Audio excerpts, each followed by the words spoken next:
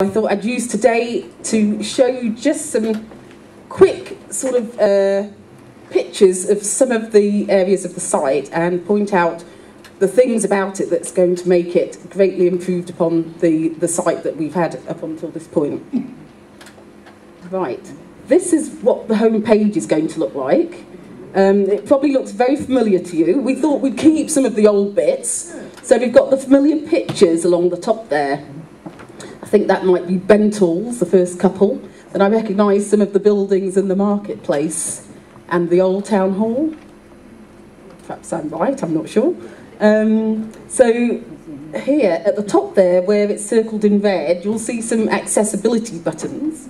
The first one with the letter A on it, you can use that one to increase the size of the font. So if you need to have larger print, you can get that. The next one along, you can use that button to change the colour. So if you're not very good at reading the colours we've got here, there's a choice of either white, black and white, so black print on white, there's black print on yellow, there's yellow print on blue. So it's giving you more choice and making it more accessible for those people who might not be able to read one type of text. Now, a few things highlighted here. On the left-hand side, you can see events and useful information highlighted in red. And at the bottom of that page in the middle, you can see where the latest news bits will be flashed up. There's nothing interesting there at the moment. But if you shift across to the right-hand column, and that circle there, you can see that you've got up-and-coming events, and we've got there the annual general meeting, which is today. It's actually saying 5 days to go, so you can see this picture was taken on the website 6 days ago. And underneath that, since it's there, I might as well promote it, is our mulled wine and mince pie event, which is going to be on the 2nd of December at the KCIL office.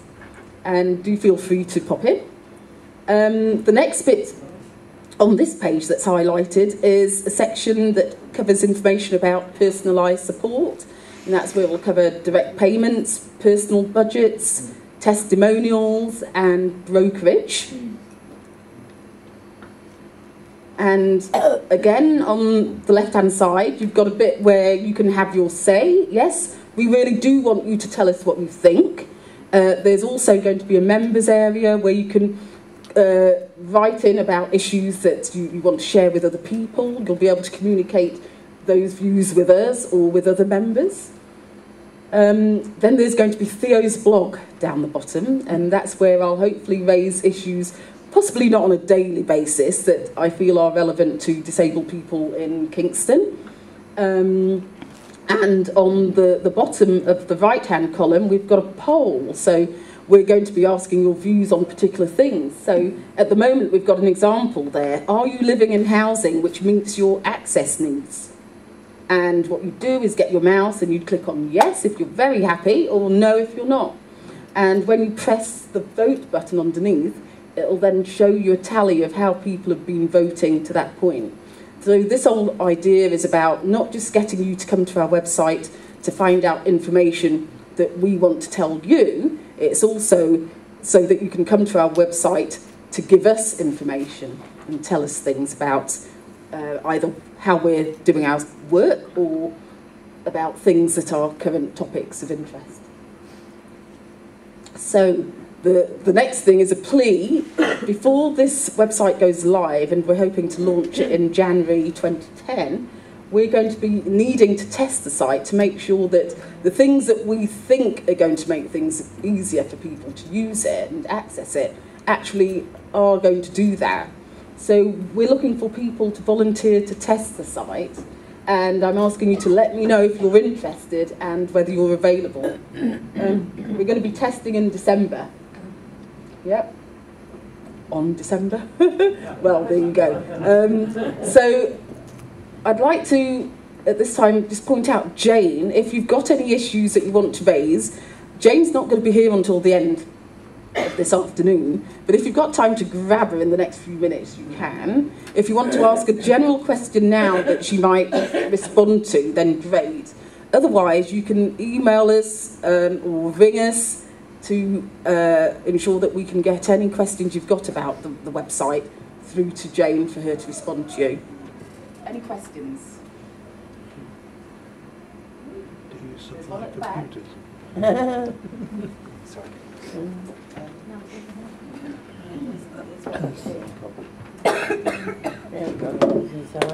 Jane, this is one of those lovely questions. You know what I'm going to ask, right? You're paying, are you? Yes. I don't know how anybody else feels, but I am doing my nut over cycles on the pavement. Yeah, I have to look because they just appear from nowhere. Right? I've been run over.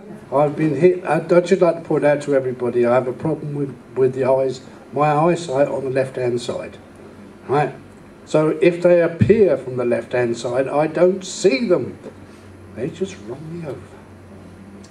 I'm going to be rude, Bob, and ask you what that's got to do with the website. But then I'm also going to say that if this seemed to be an issue for people, we could put a consultation or a poll or a forum on the website about it. But also I would say, and I know, Bob, you're coming, that is exactly the sort of thing we need to speak to the highways officer about next week at the forum event. Yeah. So thanks, Bob. Okay, fine.